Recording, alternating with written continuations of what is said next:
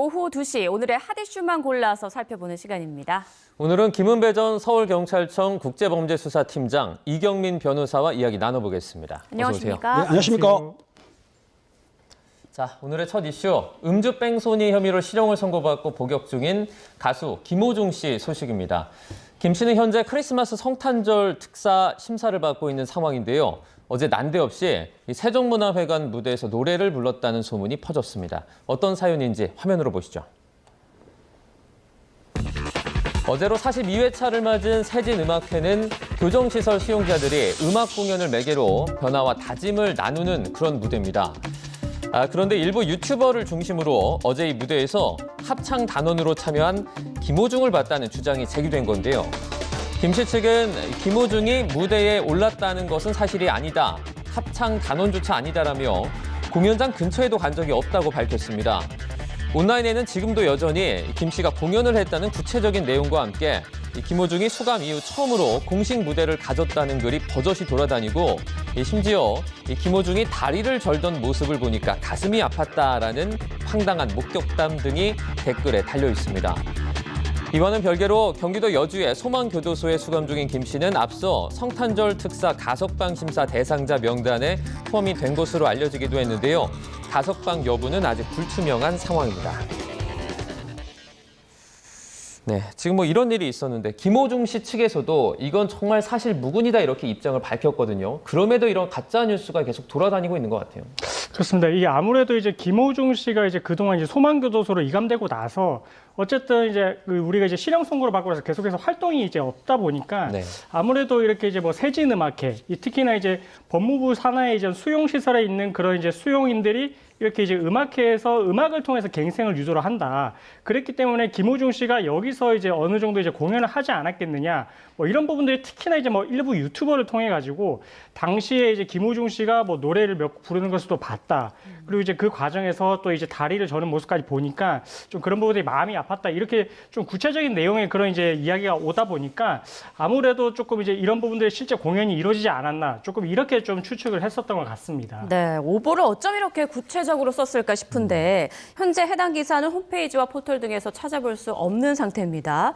만약 김호중 씨 측에서 문제를 삼는다고 하면 법적으로 좀 문제가 될 부분이 있을까요? 그렇습니다. 지금 이 뉴스를 보게 되면 사실상 가짜 뉴스로 판정이 되고 있습니다. 네. 김호중 씨 같은 경우에는 지금 소망교도소에서 지금 수감생활을 하고 있는데 더군다나 소망음악회 그 합창단원도 아니라고 합니다. 그런데도 불구하고 저런 게 나오게 되면 저게 문제가 될 경우에는 명예훼손죄로도 가능은 한데 네. 실제적으로 제가 보기에는 그 소속사에서 괜히 문제를 키우기 때문에 명예훼손죄로 고소까지는 하지 않을 것 같지만 일단은 저걸 확실하게 저런 거짓 뉴스를 차단하기 위해서는 명확하게 그 입장문을 내야 되겠죠. 어찌됐든 지금 김호중 가수는 지금 그 소망교도소에서 착실하게 수감 생활을 하고 있습니다. 네, 지금 김호중 씨 얘기 나온 김에 이것도 좀 짚어보겠습니다. 최근에 성탄절 가석방 심사 대상자에 올랐다라는 그 소식이 전해졌는데 이거 언제쯤 나옵니까? 결과는 사실 이제 그 가석방이 만약에 승인이 되면 그러면 이제 12월 24일 그 전후로 나오게 되는데 그 결과가 나오려면 아마 이제 조금 있으면 이제 아마 결과는 나올 것 같긴 합니다. 근데 네. 사실 이제 가석방 심사 대상이 됐다는 것과 실제 가석방이 허가되는 것도 다르거든요. 이제 가석방 심사 대상이 된다는 거는 이제 유기징역형을 선고를 받고 나서 법상으로는 이제 3분의 1 이상을 복역을 했을 때, 그리고 이제 행위 성적이 어느 정도 양호하고 재범의 우려가 없다라고 하면은 사실 가석방 심사 대상으로는 예비 심사 대상으로 올라가게 됩니다. 네. 그래서 김호중 씨도 이제 예비 심사 대상으로 올라갔다라는 의미로 보시면 될 것 같고, 그렇다고 하더라도 이제 이 부분에 있어서는 가석방 심사위원회에서 이제 어느 정도 협의를 거치게 되거든요. 근데 이 과정에서 과연 이제 가석방이 이제 허가가 될 것인가 여부에 대해서는 사실은 조금 이제 의문이 있는 것이 아무래도 이제 죄명 자체가 우리가 이제 뺑소니 후 도주 그런 부분이 있다 보니까 이런 부분들에 있어서 이제 좀 가석방에서 이제 허가를 해줄 만한 그런 죄질인지 여부도 중요하고요. 그리고 이제 계속해서 이런 부분들이 이제 허가가 났을 때는 또 이제 국민의 여론들도 또 이제 고려를 하지 않을 수 없다 보니까 아마 조심스럽지만 가석방 심사 대상으로 올랐지만 승인이 될지 여부에 대해서는 조금 이제 회의적인 시각이 좀 많은 것 같다. 그래서 이후에 이제 가석방이 나중에 된다 하더라도 조금 더 형기가 채워지고 나서 그 다음에 이제 승인 여부가 조금 결정되지 않을까. 그래서 이번 성탄절 특사는 조금 어렵지 않을까 좀 이렇게 추측이 됩니다. 네. 자, 일단은 가석방 예비 심사 대상에 오른 거기 때문에 결과는 조금 더 지켜봐야 된다라는 말씀해 주셨습니다. 자, 다음 이슈로 넘어가겠습니다. 방송인 박나래 씨의 불법 의료 의혹이 다른 연예인으로도 번지고 있는 가운데 그룹 샤이니 멤버 온유가 주사 이모와의 관계 해명에 나섰습니다. 화면으로 함께 보시죠. 네, 주사 이모에게 고맙다는 글과 함께 사인 CD를 건넨 사실이 알려지면서 불똥이 튄 온유. 어제 소속사를 통해 입장을 밝혔습니다. 지난 2022년 4월 지인의 추천으로 피부 관리를 받기 위해 주사 이모로 불리는 A씨가 근무하는 병원에 처음 방문했는데 당시 병원의 규모 등을 고려할 때 의료 면허 논란에 대해서는 인지하기 어려웠다는 내용입니다. 또 A씨에게 건넨 사인 CD는 진료에 대한 고마움의 표현이었을 뿐이라고 강조했습니다. 논란의 중심에 서 있는 속칭 주사 이모는 침묵을 지키고 있습니다. 자신의 SNS 계정 프로필을 장식했던 병원 관련 직함을 모두 삭제하고 사진도 모두 지운 상태인 걸로 알려지고 있는데요. 이런 가운데 연예기자 출신 한 유튜버는 그녀를 전 청조에 빗대며 폭로에 나섰습니다. 주사 이모는 의대 교수라는 주장과 달리 실제로는 고졸 학력에 개명을 했고 또 성형수술로 180도 다른 삶을 살고 있다며 과거에는 피부 클리닉에서 속눈썹 붙이는 시술을 했다는 주장입니다. 자, 주사 이모로 불리는 이 여성의 신원과 행적에 대해서 여러 가지 또 의혹들, 폭로들이 나오고 있는데 지금 한 유튜버 주장에 따르면 이름, 얼굴, 경력까지 싹 다 바꿨다는 거예요? 그렇게 주장하고 있는데 이거는 확인이 되지는 않았습니다. 맞습니다. 그런데 그 주사 이모, 링거 이모 이런 거는 제가 현직에 있을 때에도 사건을 했었거든요. 예. 그러니까 주사 이모라는 거는 사실은 무면허 의료업자들이 개인 방문을 해가지고 주사를 놓는 것이거든요. 근데 그분들이 전직을 보게 되면 미용 출신이라든지 아니면 전직 간호사, 조무사 출신들이 사실은 집을 그만두고 나서 방문하면서 놔주는 것인데 아마 주사 이모도 그럴 가능성이 매우 높은 거로 보고 있는데 어찌됐든 전청조라고 보기는 뭐하지만 일단은 의료인이 아니기 때문에 불법이지 않습니까? 그렇기 때문에 아마 저 주사 이모를 철저하게 수사를 하게 되면은 물론 박나래 씨뿐만 아니라 온유 씨 여러 사람들이 관련됐다고 저는 생각을 합니다. 왜냐하면 저 주사 이모가 한두 사람만 상대하는 게 아니지 않습니까? 그렇죠. 그리고 약도 알다시피 대류 처방한다든지 불법으로 구매할 가능성이 매우 높기 때문에 더 추가로 말하면은 혹시 향정신성 의약품이라 아실지 모르겠어요. 이런 약품은 사실은 의사 처방 없이 쓰게 되면은 이건 의료법이 아니고 네. 마약류 관리에 관한 법률, 마약 제약자가 되기 때문에 상당히 이게 조심스럽거든요. 어찌됐든 저 주사 이모에 대해서는 경찰에서 이제 고소가 들어왔기 때문에 철저하게 수사하게 되면 실제적으로 그 주사 이모한테 상대적으로 의료법을 받았던 분들 그리고 그 사용했던 약물까지도 밝혀낼 거라고 생각이 듭니다. 네, 지금 사건이 일파만파 커지는 것 커질 같은데 가능성이 매우 높아지죠. 그 박나래 씨 등을 포함해서 그러니까 이 주사 이모가 진짜 면허가 있었는지 없었는지를 사전에 알았냐가 좀 핵심이 될 것 같거든요. 어떻게 보세요? 근데 이제 박나래 씨가 이제 시술을 받았다, 그러니까 치료를 받았다고 했을 때 그게 이제 어느 정도 기간 동안 이루어졌는지도 중요할 것 같고요. 그리고 박나래 씨가 또 그런 이야기를 했었습니다. 전 매니저한테 의사가 아닌 것 같은데 또 의사처럼 뭐 어쨌든 그렇게 느껴지기도 한다. 이런 이야기도 이제 했었다라고 하는 걸 봤을 때는 본인도 시술을 받는 과정에서 이게 조금 이제 의사가 아닐 수도 있겠다라는 점을 미필적으로나마 인식했다라고 볼 수 있는 자료로도 볼 수가 있고요. 네. 그리고 정말로 이제 그 의사라고 이제 믿었을 것 같으면 사실은 이제 본인이 그 상대방의 이런 이제 뭐 의료 면허라든지 뭐 그런 부분들을 눈으로 이제 확인할 만한 객관적인 증거 자료가 있었다라는 부분이 나중에 이제 수사기관에서 조사를 받을 때 그런 게 이제 본인도 이제 해명을 해야만 그래야만 내가 이제 믿었다라는 부분이 조금 이게 뭔가 이제 납득이 될 수 있는 해명이 될 것 같고 만약 그런 정도로 이제 제시를 못한다라고 하고 그냥 내가 이제 믿었습니다 그렇게 이제 그냥 진술로만 하게 된다라고 한다면 사실 그 부분은 조금 이제 이 그동안의 이런 시술 과정 그다음 연도를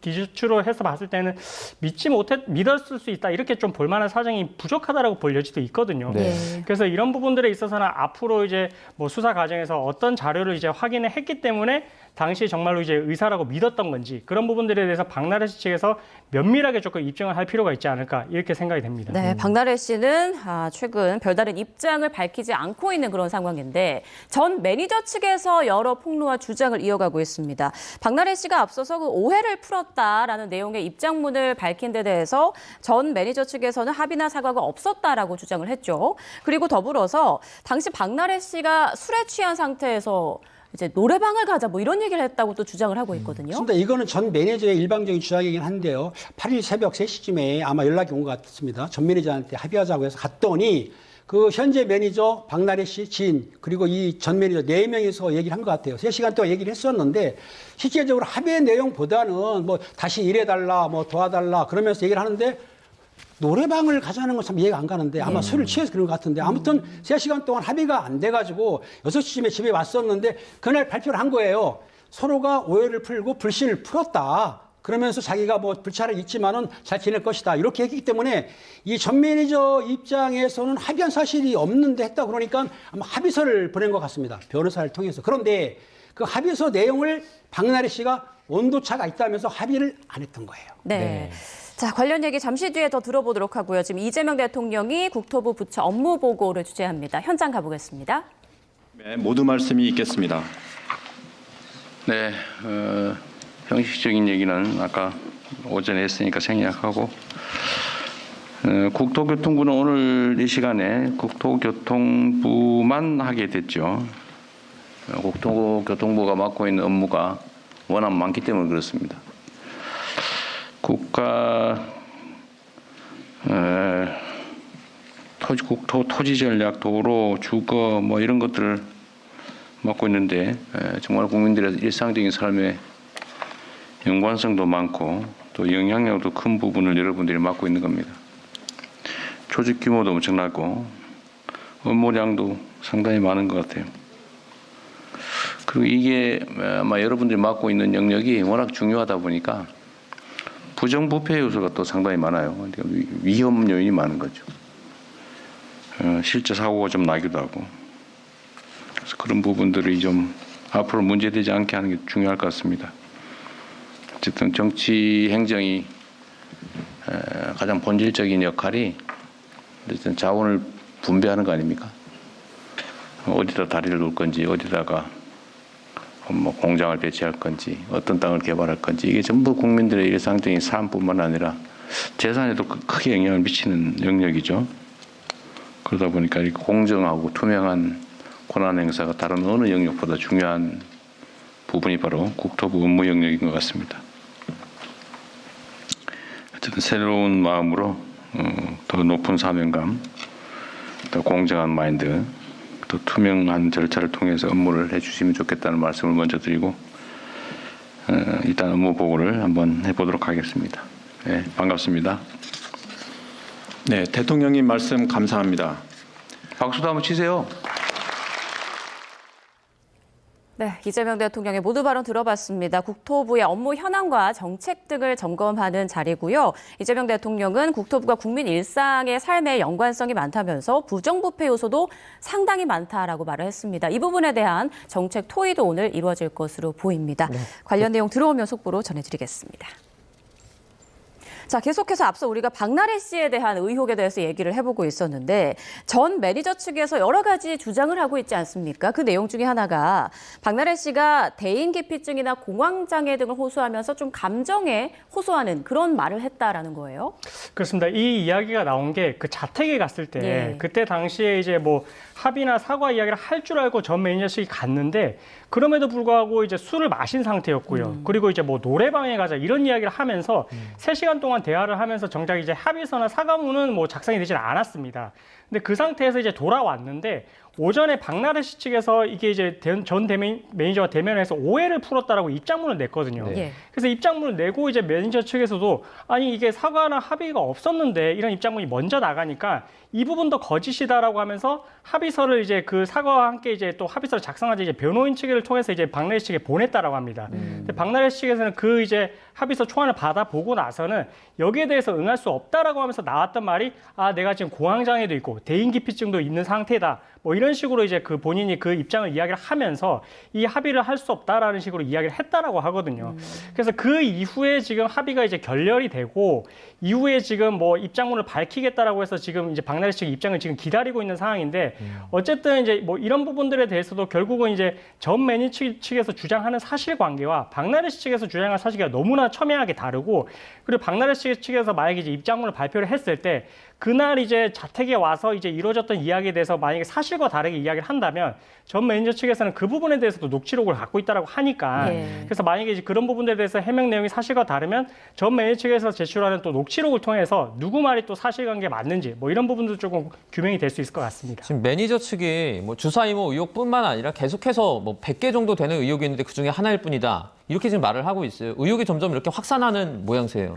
이 문제가 뭐냐면 사실상 매니저는 그 박나래 씨랑 같이 밀착돼 있지 않습니까? 네. 그러니까 사생활 하나하나 무슨 공중도덕부터 해가지고 법률적인 문제도 매니저는 알고 있거든요. 보통 그런 걸 진짜 발표를 안 하고 숨겨주는데 사이가 벌어지니까 이걸 이제 내놓는데 100개 중에 하나라고 했지 않습니까? 네. 최근에 보면은 남자친구의 횡령 문제라든지 네. 그런 문제 나오지 않습니까? 그러니까 저 매니저는 아까 변호사님이 얘기를 했지만 저 매니저는 박나래 씨랑 그 사건이 됐을 때는 아마 녹취라든지 증거를 갖고 있으면서 박나래 씨가 어떤 내용을 하면은 대응을 하면 그 대응에 맞서가지고 자기가 갖고 있던 비밀을 하나씩 풀기 때문에 사실은 첩첩산중인 것이죠. 사실 박나래 씨가 저 매니저하고 대응해서 소송하게 되면은 굉장히 피해를 볼 거예요. 그렇기 때문에 미리 합의를 해야 되는데 안 하고 있으니까 계속 길어지는 것인데 아마 저렇게 서로가 소송전을 하다가 중간에 제 생각에는 합의를 하지 않을까.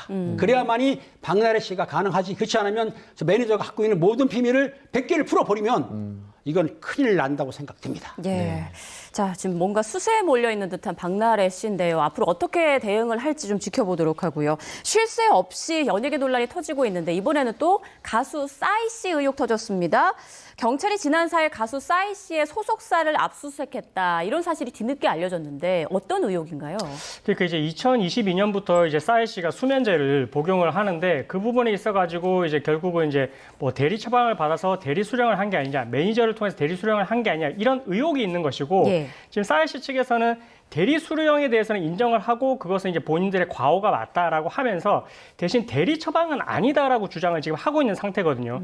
그래서 지금 상태의 제명은 지금 의료법 위반이긴 한데 일단은 그 압수수색에 들어갔다라는 말은 수사기관에서도 강제 수사에 착수를 했다라고 생각을 하시면 됩니다. 그래서 이제 싸이 씨 소속사의 사무실에 지금 압수수색을 갔고 그리고 이제 차량도 이제 압수수색을 했고 동시에 싸이 씨 휴대폰도 지금 포렌식을 들어갔다라고 하거든요. 그렇기 때문에 뭐 조만간 이런 부분들에 대한 이제 증거가 이제 명백하게 드러난다라고 하면 아마 조만간 이제 싸이 씨도 소환을 해서 이 사실관계에 대해서 확인을 해볼 것 같고요.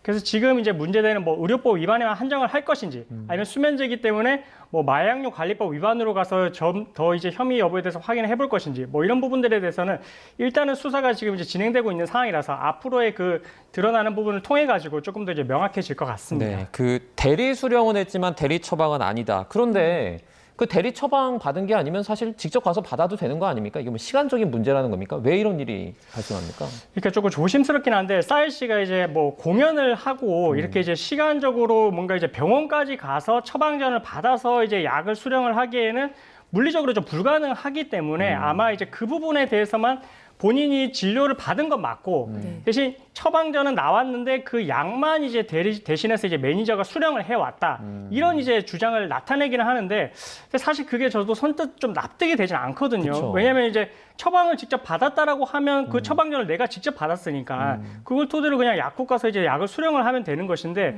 처방은 처방대로 진료는 진료대로 받았는데 약 수령은 또 이제 매니저가 따로 받았다라고 하는 게 조금 납득이 되지 않는 부분도 있는데 어쨌든 만약에 대리 수령이라고 하면 예외적으로 또 가능한 경우가 있긴 있습니다. 뭐 예외적으로 어느 경우가 가능하냐면 정말로 이제 거동이 불편한 경우 그리고 이제 오랫동안 이 동일한 병명으로 진료를 받아왔고 그래서 그 부분에 있어서 환자의 가족, 그러니까 직계 존속이나 비속 같은 경우에는 이제 가서 대리 수령을 할 수가 있는데, 근데 매니저가 과연 이 가족일지, 이런 부분에 대해서도 이제 사실관계 좀 확인될 필요성이 있어가지고, 그래서 일단은 뭐 싸이 씨 측에서 이제 대리 수령에 대해서만 인정을 하기 때문에 정말 대리 처방이 있었는지 대리 수령이 맞는지 여부에 대해서는 조금 더 지켜봐야 될 것 같습니다. 네, 일단 뭐 경찰이 압수수색까지 나섰다고 하니까 앞으로의 상황을 드러나는 부분을 좀 지켜보겠습니다.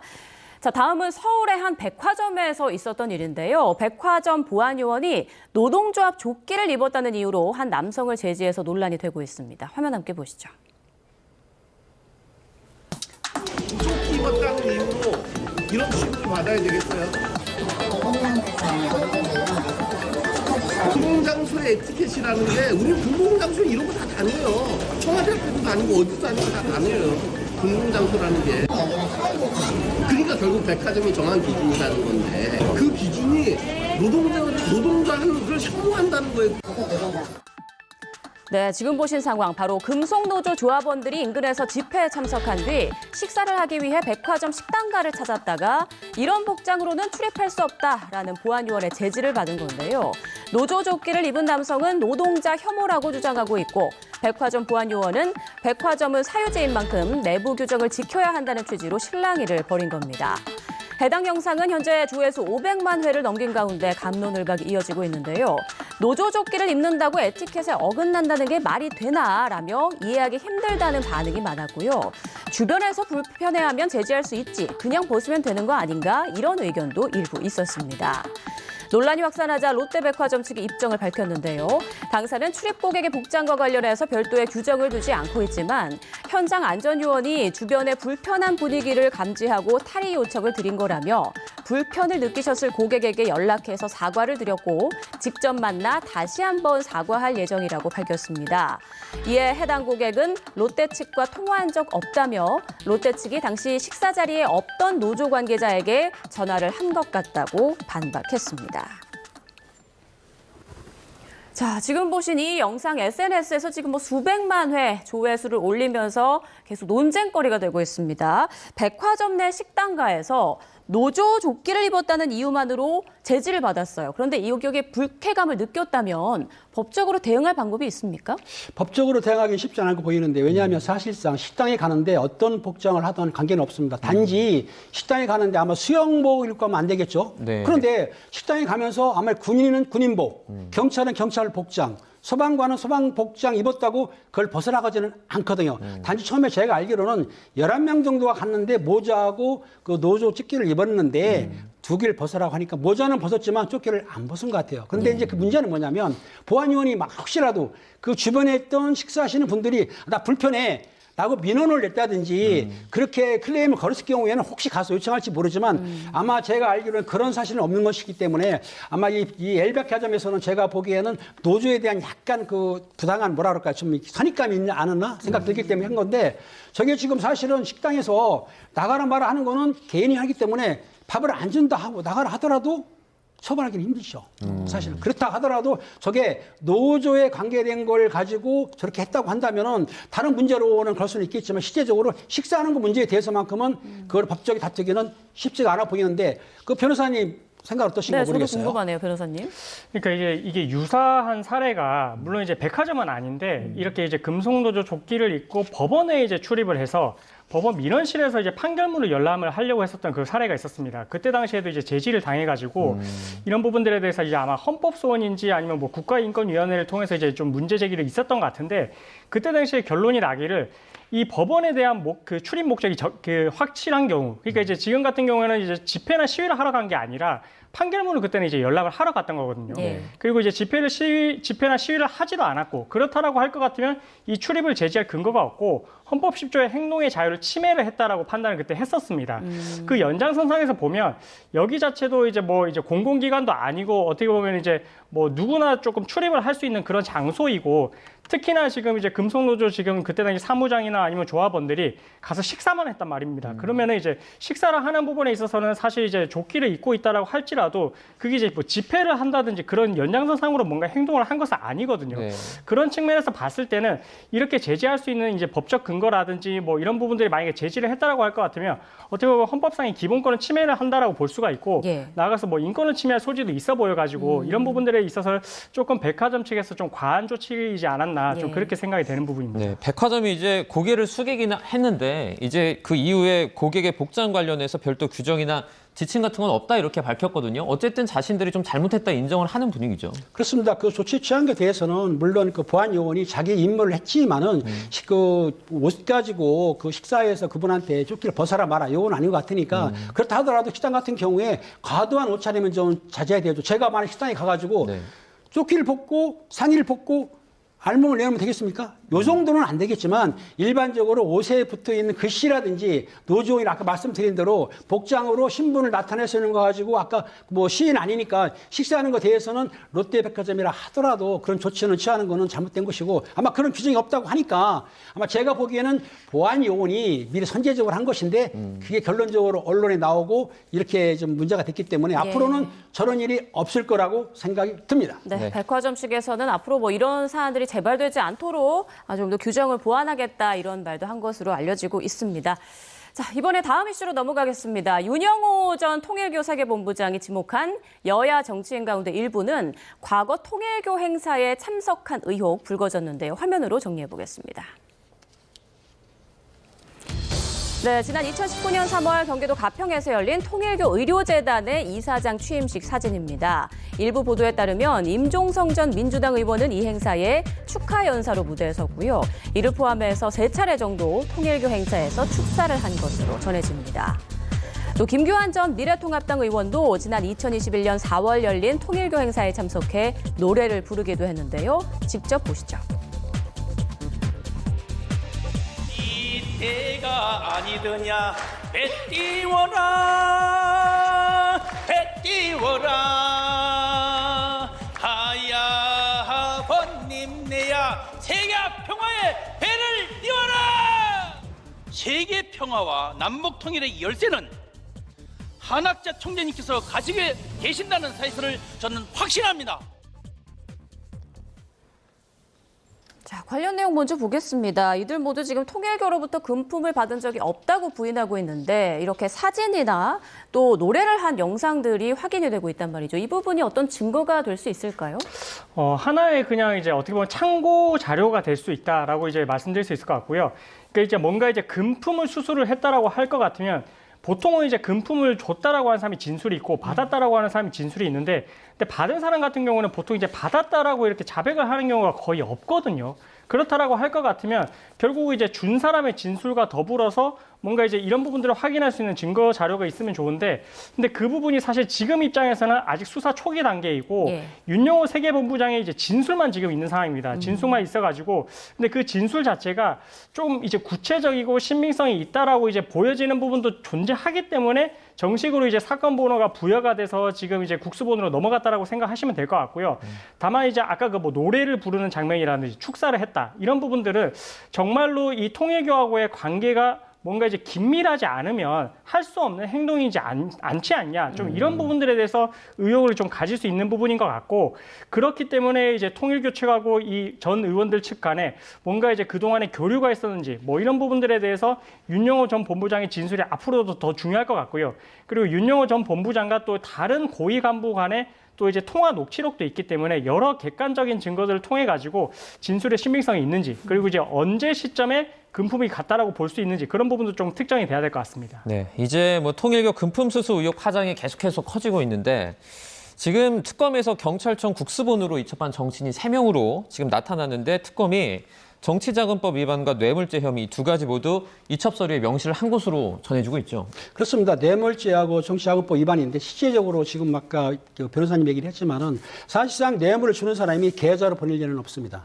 현찰을 준비해가 현찰을 주기 때문에 사실 은밀하게 이루어지기 때문에 사실 뇌물죄로 이해하기는 쉽지는 않습니다. 정확한 증거가 있으면 모르는데, 지금 진술에 의존한다는 건 사실은 희박하거든요. 그렇기 때문에 아마 경찰청에서는 조사를 할 때에 그 진술도 토대로 하지만은 해당 의원들이라든지 장관 그런 분들에 대해서는 사실상은 그 휴대폰 디지털 포렌식도 해야 되고 또 전방위적으로 계좌를 추적을 할 겁니다. 근데 계좌 추적에서는 실제적으로 계좌 추적을 이체를 안 하기 때문에 쉽지는 않은데, 돈을 갖게 되면은 돈을 인출을 했을 거 아닙니까? 현찰 인출을 했을 것이고, 저 받은 사람들도 돈을 현찰로 입금한 내용이 나오게 되면 맞겠죠. 어찌됐든 이번 때문에 통일교에서 여야를 막론하고 전방위적으로 이렇게 뇌물을 뿌렸다고 하지만 이거는 윤 땡땡이의 일탈적인 행동이다. 그러니까 통일교에서는 선을 긋고 있습니다. 통일교 전체가 그렇게 뇌물을 주거나 문제 삼은 게 아니고 본인이 개인적으로 일탈을 한 것이라고 지금 주장하고 있는 상태죠. 네. 자, 지금 전재수 전 장관 같은 경우에는 통일교 행사 그 축사 의혹에 대해서 부인을 하면서 당시 자신은 부산의 한 성당에 있었다면서 그 사진을 가지고 있다 공개했단 말이죠. 이 부분은 어떤 한 알리바이로 충분할까요?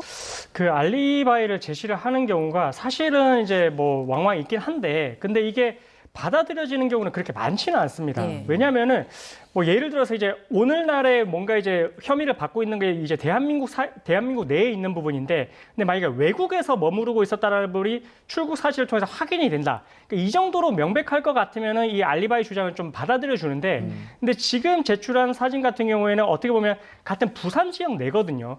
그렇기 때문에 뭐 조심스럽지만, 아직 수사 초기 단계 조심스럽지만, 만약에 정말 물리적으로 아예 그 동선 자체가 시간적으로 갈 수 있는 그런 상황이 아니다라고 하면은 뭐 이게 정말로 이제 납득이 될 것 같지만, 그 정도가 아니고 이제 조금 늦게라도 참석이 가능했던 그런 상황이었기 때문에 사진이 촬영이 됐다라고 할 것 같으면, 그러면 이 사진 한 장만으로 사실 의혹이 해명된다라고 볼 수는 없을 것 같고요. 네. 그 수사기관에서도 이런 이제 알리바이를 주장하는 부분에 있어서는 엄격한 증명을 통해서 이제 확인을 하고 있어가지고, 아직까지는 이런 부분들도 하나의 참고 자료라고 볼 수가 있고, 나머지 관련자들의 진술이 조금 나오고, 그리고 이제 당시에 통일교 행사라고 있었던 시간에 그때 당시에 이제 통일교 교인들이라든지 아니면 고위 간부를 통해서 정말로 이제 잠시 그때 당시 축사를 했는지 참석을 했는지 이런 부분들에 대한 진술까지 드러나야만 좀 이 알리바이에 대해서도 증명력이 있다 이렇게 볼 수 있을 것 같습니다. 이 사안 관련해서 단독 보도들도 계속해서 잇따르고 있는데, 일부 언론에서 통일교가 2022년 그 3월 대선을 앞두고 그러니까 이재명 대통령이나 민주당에게,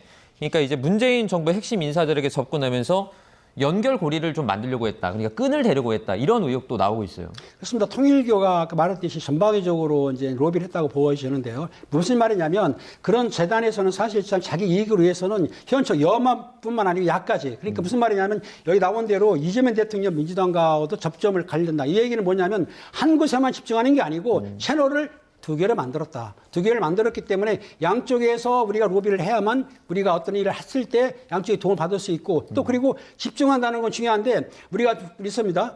그 선택이라는 게 있지 않습니까? 네. 선택을 하나만 해서 할 경우에는 다른 선택을 할 경우에는 피해를 보기 때문에 아마 민주당에 대해서도 선택을 해서 그쪽으로 집중을 하지 않았나 그런 생각이 듭니다. 예, 네. 앞서 그 팀장님께서 잠깐 언급해 주신 부분인데, 통일교가 이번 사안과 관련해서 또 어제 입장을 밝혔죠. 국민 여러분께 큰 실망과 우려를 끼친 점에 대해서 사과한다면서도 윤영호 전 본부장에 대해서는 개인의 독단적인 일탈이다, 이런 주장을 계속 이어가고 있어요. 이게 어떤 하나의 전략으로 볼 수 있을까요?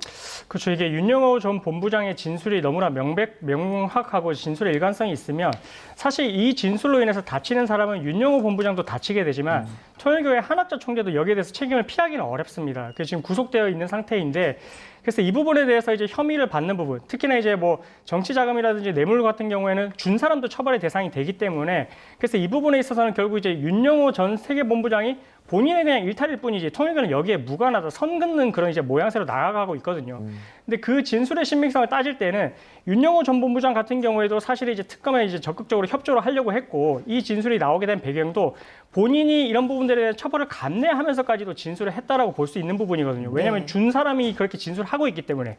그렇다라고 할 것 같으면 자신의 처벌을 감수를 하면서도 이런 불이익이 있는 부분에 대해서 진술을 하는 사람의 신빙성이 보통은 더 높다라고 수당에서 볼 수 있는 부분이라서 뭐 이후에 좀 이 통일교 측에서도 어떻게 해명을 하는지까지는 봐야 되겠지만, 일단은 그런 진술 자체도 이제 계속해서 이제 쏟아져 나오고 언론 보도를 통해서 나오다 보니까 아마 통일교 측에서도 이 부분에 있어서는 적극적으로 이제 윤영호 본부장이 개인의 일탈일 뿐이지 통일교와는 관련이 없다라고 해야만 통일교 측에서도 법적 책임을 좀 피할 수 있다, 이런 전략이 있는 걸로 보여져서 아마 그렇기 때문에 이렇게 이제 본인들하고 관련이 없다라고 이제 그런 입장문을 내는 것 같고, 특히나 오늘 조간에서도 이제 모든 뭐 신문지에 그런 입장문을 발표를 했다라고 하는 것 같거든요.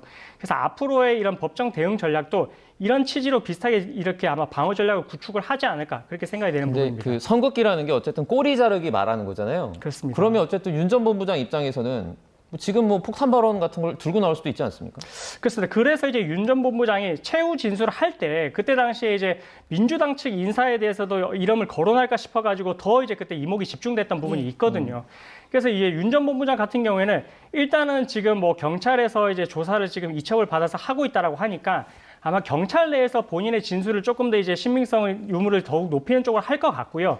근데 이제 이것이 만약에 뭐 통일교 측에서 계속해서 이제 언론을 통해서 뭔가 이제 더 방어 전략을 구축을 하고 꼬리 자르기 모양으로 계속 간다라고 할 것 같으면 그 이후에는 윤영호 전 본부장 입장에서도 아마 이 진술 자체를 또 이제 뭐 언론을 통해서도 할 수 있는 부분이고요. 그래서 앞으로의 수사 대응 방향에 따라서 뭐 윤영호 본부장이 어떻게 대응할지는 조금 달라질 수 있는 부분이기 때문에 조금 지켜봐야 될 것 같습니다. 네, 팀장님께도 관련 질문 드릴게요. 경찰에서 윤영호 전 본부장에 대해서 뭐 3시간 정도 접견 조사를 했다, 뭐 이런 내용이 들리고 있는데 윤영호 씨가 경찰에서 또 폭로를 이어갈 가능성이 있다고 보십니까? 가능성은 없지 않아 있는데요. 중요한 거는 저 윤영호 씨 같은 경우에는 사실은 종교인입니다. 그러니까 일반인하고 틀릴 거예요. 그러니까 무슨 말이냐면 통일교회 간부 정도를 지냈다고 한다면 종교적으로 그 한 총재한테는 충성심 매우 강한 사람이다. 그렇기 때문에 지금은 저렇게 진술을 하지만은 진술에 뒷받침된 증거가 없다고 한다면은 경찰에서도 진술만 가지고는 사실은 유력 인사들을 입건하거나 조사하기가 매우 힘든 상황이죠. 사실은. 그러다 보니 저 진술이 정확성을 좀 떨어지는 것이고 보고 제가 보니 그렇습니다. 예. 증거가 없다면. 그런데 아까 그 변호사님 얘기한 대로 다른 사안이 생겨가지고 본인이 신병이 변화를 일으켜서 더 정확하게 진술을 하면서 아까 말했듯이 녹취록 같은 경우 또 그리고 그 증거가 있다고 한다면 그걸 들이대면은 경찰에서는 속도가 붙고 그러다 보면은 아마 여야의 유력 정치인들이 하나큰 그 공개의 청학교로 생각되기 때문에 경찰에서는 정확하고 신속하게 조사를 할 것으로 보입니다. 네. 자, 아직 뭐 수사 초기 단계이기 때문에요. 앞으로 밝혀지는 내용들은 계속 두고 봐야 될 것 같고요. 마지막 이슈 가보겠습니다. 그 자동차 범퍼에 고라니가 낀 줄 모르고 주차장까지 온 차량 사진이 화제가 되고 있는데요. 직접 보시죠. 네, 최근 인터넷 커뮤니티에 올라온 사진입니다. 저희가 지금 블러 처리를, 모자이크 처리를 해놓고 있는데요. 차량 범퍼 밑에 죽은 고라니가 처참하게 끼어 있습니다. 글쓴이는 고라니를 친 운전자가 범퍼에 낀 줄도 모른 채 지하 주차장에 들어온 상황이라고 설명했는데요.